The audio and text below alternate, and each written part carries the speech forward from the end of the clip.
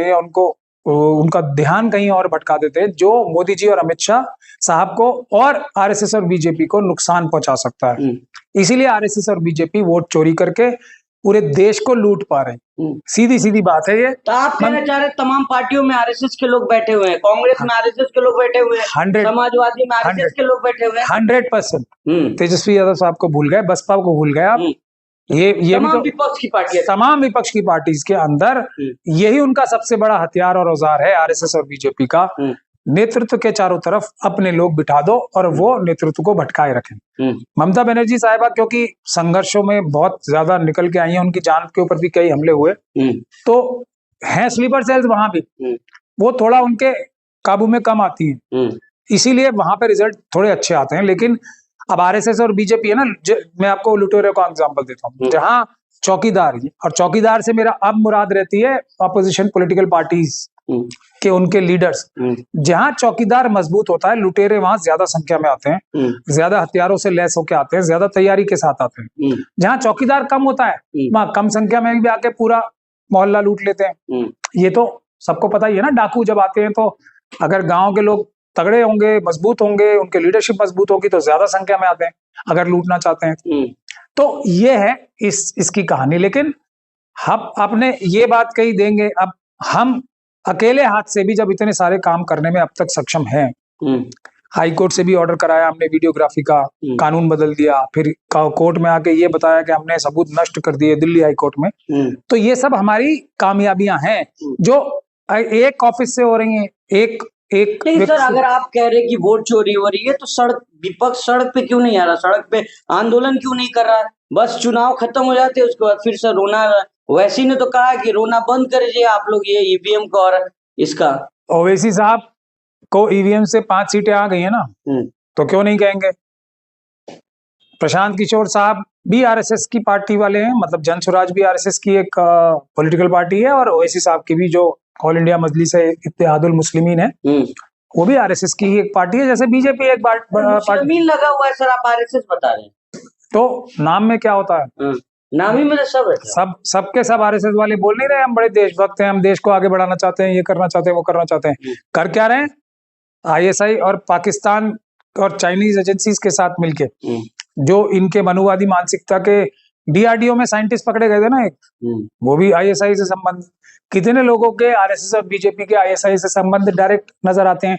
सबसे बड़ा एक और सबूत आ गया अभी अमेरिका में, एक ही जो दलाली तो वहां नहीं कहते, वहां तो लॉबिंग फर्म कहते हैं, मतलब, लेकिन हिंदी में अगर उसे बताया जाए तो दलाली की फर्म जो होती है, वो आरएसएस ने भी एक ही एंगेज की है वहां पे, और जो पाकिस्तान की जो एस्टेब्लिशमेंट है उसने भी एक ही लॉबिंग, क्योंकि है तो दोनों कनेक्टेड ही ना, तो लॉ फर्म्स भी एक ही एंगेज कर रहे हैं, मतलब एक ही लॉ फर्म में जाना है दोनों को। लगातार कह रहे हैं कि जितने चोर बेईमान है वोट चोरी किए सब जेल में होंगे अगर विपक्ष की पार्टियां हमारे साथ दे तो, लेकिन कोई साथ नहीं दे रहा। वही ममता बनर्जी जो कह रही हैं कि ये आग से खेलने के बराबर होगा अगर बंगाल में वोट चोरी होता है एसआईआर के तरह, एसआईआर के जरिए, तो ये आग से खेलना होगा, ये बिहार नहीं बंगाल है। तमाम चर्चा कर ले। सर कैसे देख रहे हैं आप? तो कह रहे लगातार कि जेल भेजेंगे तमाम चोर बेईमान को, लेकिन विपक्ष की कोई भी पार्टियां साथ नहीं आ रही आपकी। देखिए, विपक्ष की सारी पार्टीज जितनी भी हैं और सारी, उसमें आरएसएस ने अपने स्लीपर सेल्स घुसा रखे, और वो स्लीपर सेल्स लीडरशिप जो उनकी टॉप लीडरशिप है, जो सबसे बड़ी लीडरशिप है, उसके चारों तरफ एक पूरी तरीके से एक जो कहते हैं ना लोहे का शिकंजा बना के बैठे हुए हैं, और उनको कोई भी ऐसा काम करने से रोक देते हैं, उन्हें भटका देते हैं, उनको डाइवर्ट कर देते हैं, उनका ध्यान कहीं और भटका देते हैं, जो मोदी जी और अमित शाह साहब को और आरएसएस और बीजेपी को नुकसान पहुंचा सकता है। इसीलिए आरएसएस और बीजेपी वोट चोरी करके पूरे देश को लूट पा रहे हैं। सीधी सीधी बात है ये। तो आप कहना चाह रहे तमाम पार्टियों में आरएसएस के लोग बैठे हुए हैं, कांग्रेस में आरएसएस के लोग बैठे हुए हैं, 100 समाजवादी में आरएसएस के लोग बैठे हुए हैं। 100% तेजस्वी यादव साहब को भूल गए, बसपा को भूल गए आप। ये तमाम विपक्ष की पार्टियां, तमाम विपक्ष की पार्टीज के अंदर यही उनका सबसे बड़ा हथियार और औजार है, आरएसएस और बीजेपी का। नेतृत्व के चारों तरफ अपने लोग बिठा दो और वो नेतृत्व को भटकाए रखें। ममता बनर्जी साहिबा क्योंकि संघर्षों में बहुत ज्यादा निकल के आई हैं, उनकी जान के ऊपर भी कई हमले हुए, तो हैं स्लीपर सेल्स वहां भी, वो थोड़ा उनके काबू में कम आती हैं, इसीलिए वहां पे रिजल्ट थोड़े अच्छे आते हैं। लेकिन अब आरएसएस और बीजेपी है ना, मैं आपको लुटेरे का एग्जांपल देता हूँ, जहां चौकीदार, और चौकीदार से मेरा अब मुराद रहती है ऑपोजिशन पॉलिटिकल पार्टीज के उनके लीडर्स, जहां चौकीदार मजबूत होता है, लुटेरे वहां ज्यादा संख्या में आते हैं, ज्यादा हथियारों से लैस होके आते हैं, ज्यादा तैयारी के साथ आते हैं। जहां चौकीदार कम होता है, वहां कम संख्या में भी आके पूरा मोहल्ला लूट लेते हैं। ये तो सबको पता ही है ना, डाकू जब आते हैं तो अगर गांव के लोग तगड़े होंगे, मजबूत होंगे, उनके लीडरशिप मजबूत होगी तो ज्यादा संख्या में आते हैं अगर लूटना चाहते हैं।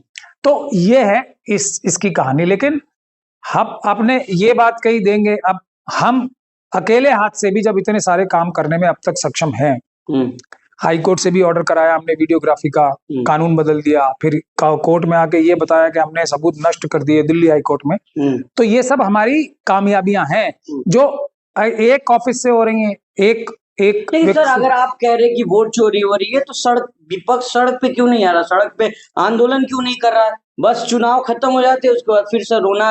ओवैसी ने तो कहा कि रोना बंद कर दीजिए आप लोग ये ईवीएम का और इसका। ओवैसी साहब को ईवीएम से 5 सीटें आ गई है ना, तो क्यों नहीं कहेंगे। प्रशांत किशोर साहब भी आरएसएस की पार्टी वाले हैं, मतलब जन स्वराज भी आरएसएस की एक पॉलिटिकल पार्टी है, और ओवैसी साहब की भी जो ऑल इंडिया मजलिस है इत्तेहादुल मुस्लिमीन है, वो भी आरएसएस की ही एक पार्टी है, जैसे बीजेपी एक पार्टी लगा हुआ है। सर आप आरएसएस बता रहे हैं, तो नाम में क्या होता है? नाम ही में सब है। सबके सब आरएसएस वाले बोल नहीं रहे हम बड़े देशभक्त हैं, हम देश को आगे बढ़ाना चाहते हैं, ये करना चाहते हैं, वो करना चाहते हैं। कर क्या रहे हैं?